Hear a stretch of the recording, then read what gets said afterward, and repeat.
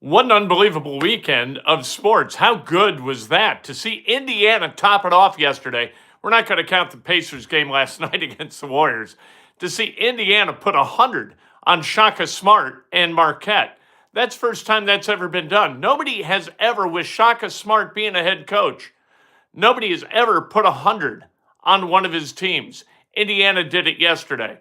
We're going to talk about that in a bit. We're going to start with the good, the bad, and the ugly of the Indianapolis Colts overtime win yesterday against the Atlanta Falcons.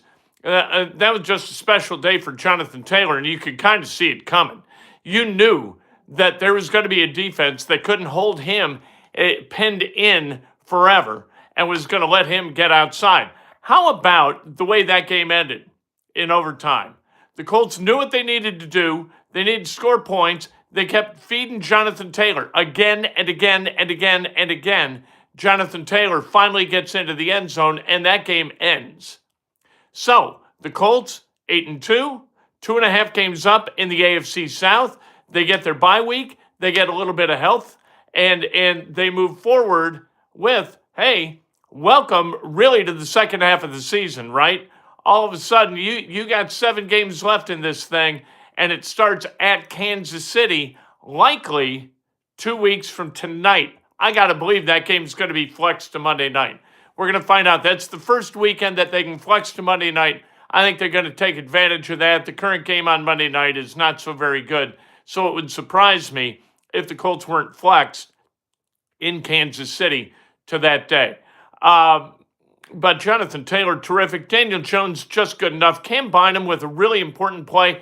You know, as you look back and as you rewatch the game, you see Tanner Bortolini go recover a fumble that was really, really important in how that game kind of unfolded.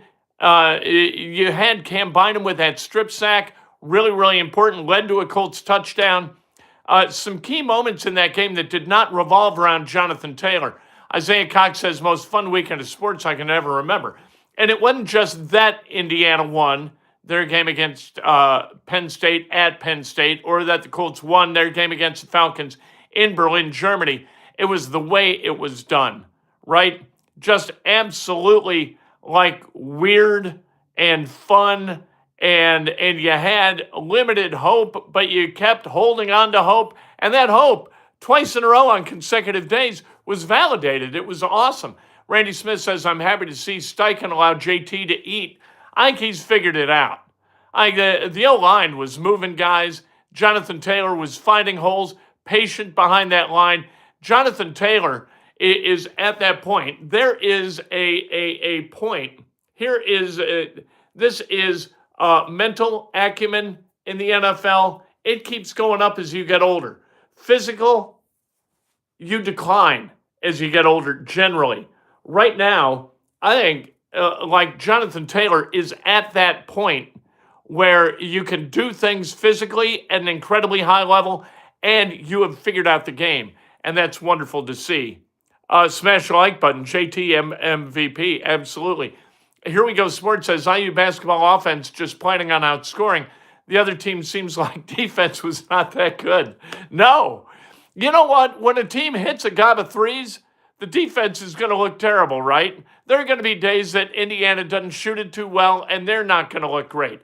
That day was not yesterday. And this is Breakfast with Kent for Monday, November 10th, 2025, brought to you by the great people at YouTube TV. At YouTube TV, you know what? They're going to take good care of you. They are taking good care of you because they're watching your money.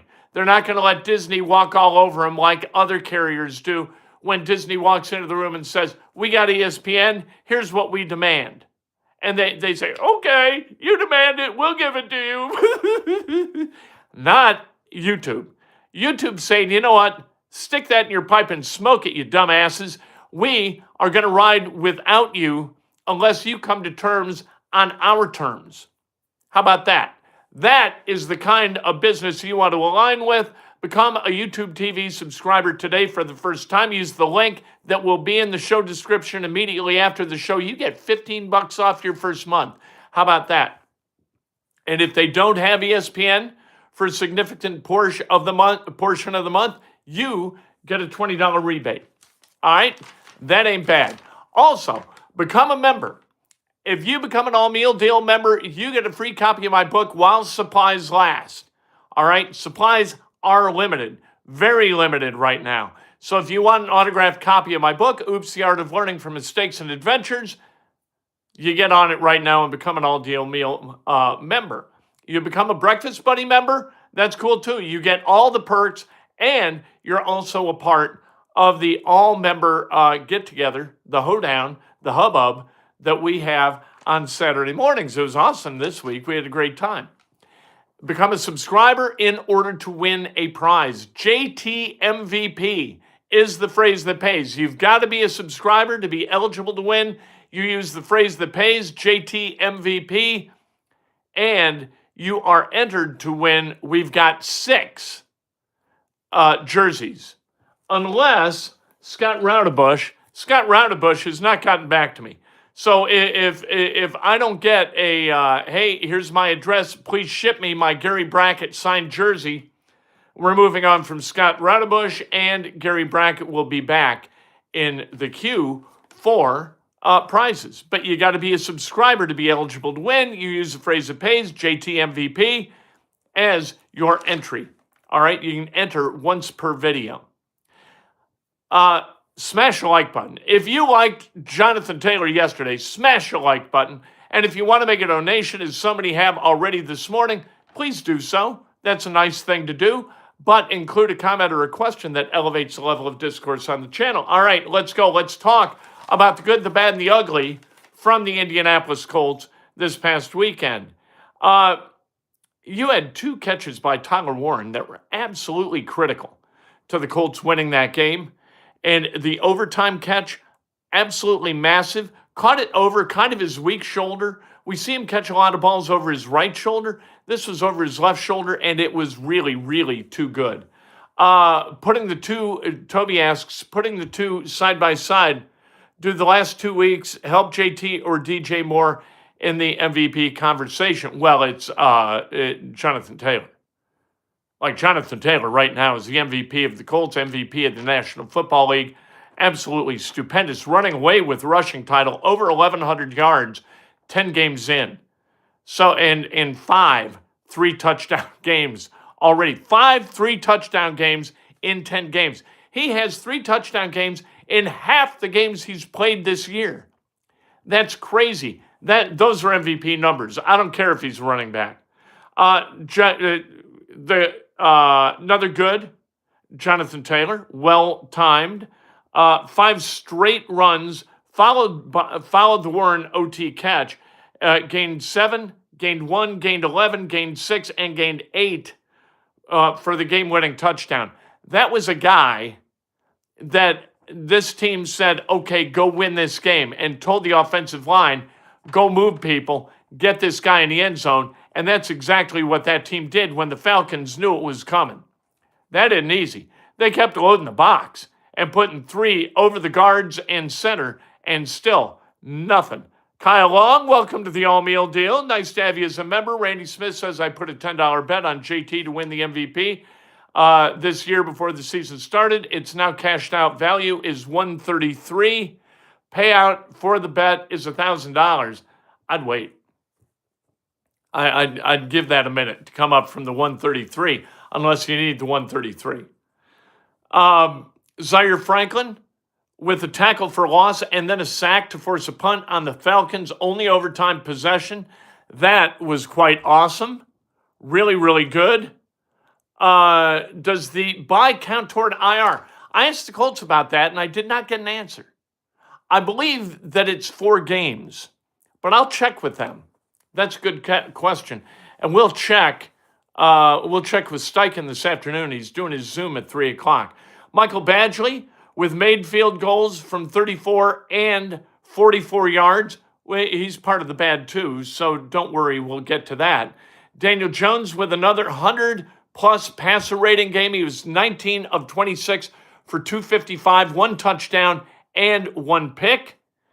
Cam Bynum with a strip sack, which led to a 2-play touchdown drive and the first JT TD.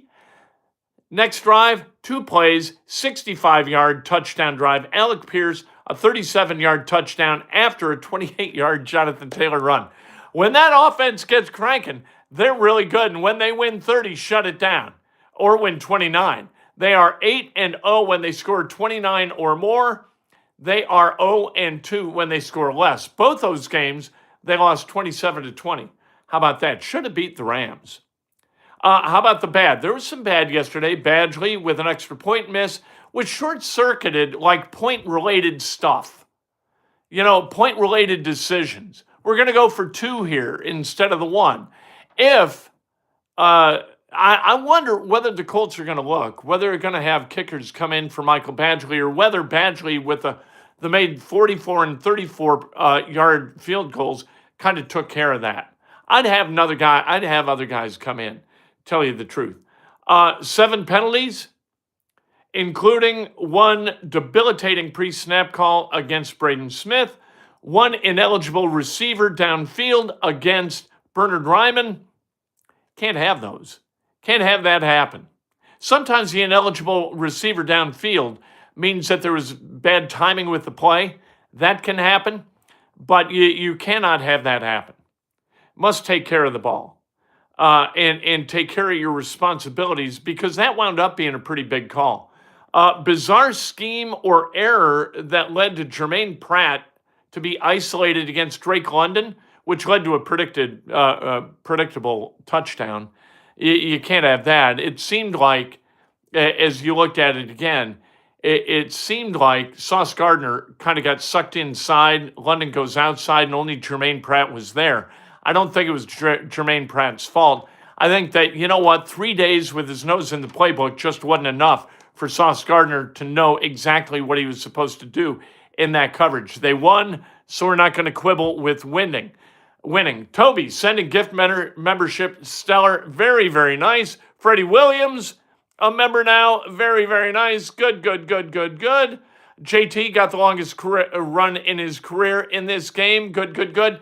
And it was the longest run of the season, eclipsing an 81-yard run by Bijan Robinson earlier in the season. Very, very nice. So let's talk about IU football, ranked number 2. Now they got it done at State College in the most dramatic of fashions. My goodness, that touchdown catch by Omar Cooper Jr., just absolutely superb. Still looking down, saw that his feet went in. Crazy. Just awesome. Insane. That game was gone. You heard Curt Cignetti. I never thought I'd hear Curt Cignetti get emotional in a post-game interview. He did on Saturday, and it was tremendous. You don't think they all care? They all care tremendously. Curt Cignetti, with Wisconsin coming to town this weekend. Danny O'Neal, the Cathedral product, and a great all-around guy. We know that. Danny O'Neal tore his Achilles. Really, really nice run. Had a good run. The Achilles gave way. And the kid, instead of just dropping down, kept going, put his head down, and took a lick from the defensive back to get some more yards. That is tough guy football. Indiana ranked 2nd. 6 first-place votes, down from 11. I don't know. You won at Penn State, all right? Like getting graded down for winning at Penn State, I just simply don't understand. What the hell is going on in the mind of the voters? Indiana getting a win in one of the most hostile environments against a team that played to its potential, maybe for the first time this season. Goodness sake. Would you take IU minus 30.5 against Wisconsin? I would. If it's 30.5, I don't know that I would. That defense is not bad. They are not terrible. The offensive line is god-awful. So I don't think Wisconsin's going to score. But can Indiana get over the top of 30.5? That's kind of the question playing against Wisconsin. All right, Wisconsin and Purdue left to get to 12-0. Neither team has, Wisconsin did win Saturday, didn't they? They did. And so you've got a 1-win Wisconsin team. You've got a no-win Purdue team. I think Indiana runs it out. I would assume that they're going to be able to. IU basketball 177, outstanding first half, 56-38. Tucker DeVries with 27 and 5, 6 and 9 from beyond the arc. Lamar Wilkinson, Wilkerson, 6 of 10 beyond the arc for 23, 8 assists. Trent Sisley, good game, 15 and 5. They out-assisted Marquette 27-10 and hit 20 of 24 of their free throws. That's awesome. Wednesday, they play Milwaukee. Then they've got Incarnate Word on Sunday, followed by next Thursday, Lindenwood. All those games at Simon Scott Assembly Hall. A lot of green offensively for the Hoosiers on Ken Pom. They just looked very, very comfortable scoring the basketball on yesterday. I thought that was a hell of a game. Pacers lost to the Nuggets and then to the Warriors, 114-83. Pascal Siakam rested. You got no chance. With the guys they're putting on the floor, if you don't have Pascal Siakam, you got zero. Nesmith sat with a forearm, and Nembhard was back, but it really didn't matter. They've got Utah tomorrow night and then the Suns to wrap up this trip. And if they go over on this trip, they're going to, right now, what are they? They're 1 and something or other. 1 and 9, I think. If they wind up this trip 1 and 11, 10 down, 500, and no Tyrese Halliburton the whole season, that team's got no chance at the playoffs. Who saw all these injuries coming? You knew you weren't going to have Tyrese, but damn. Let's celebrate some birthdays, shall we? Absolutely, we shall celebrate birthdays. Kevin Ailes, happy birthday. Linda Bottoms, happy birthday. Kyle Long says how important Ward and Gardner being ready to go for the rest of the schedule. Intensely important. Really important. Going to make them very difficult to defend because then Anarumo is going to be able to go man and send exotic blitzes and make this really difficult on opposing offenses. It's huge that you've got Sauce Gardner and Mooney Ward in that defensive backfield. Absolutely huge. Linda Bottoms, Charles Hill's wife celebrating a birthday. That's awesome. I'm so glad I saw that, Charles. Happy birthday to the lovely and talented Mrs. Hill. Wonderful. Linda Bottoms, happy birthday. Rich Norton, Jimmy Hawkins, John Marshall, Scott Miller, Jason Young, Chrissy Paradis, celebrating a birthday. Nancy Abramson, who I always loved dealing with when she was our affiliate rep for the Wall Street Journal Network. Aaron Koenig, celebrating a birthday, almost killed Harlow Higginlooper. It's a long story. When he was the producer of the Big John Gillis Show. And Carrie Miller, happy birthday. If today's your birthday, you celebrate like hell. If it's not your birthday, you celebrate somebody else. That's best done with an honest and specific compliment. Lift each other up. Don't pull each other down. We can fix all of our problems. We can fix them just by being nice to each other. I know that sounds soporific, but you know what? Being nice, letting people know that they matter, somehow in the grand scheme of things, 300 and some odd million people in this country, that each of us matters to somebody else is really an important message to convey. So go ahead and convey that. It'd be nice if the Senate and the House convey that government employees are important to them. Wouldn't it be a vote? Kind of got that ball rolling in the right direction last night. We don't talk about that kind of stuff, but let's take good care of each other, and maybe that could start with the United States Senate.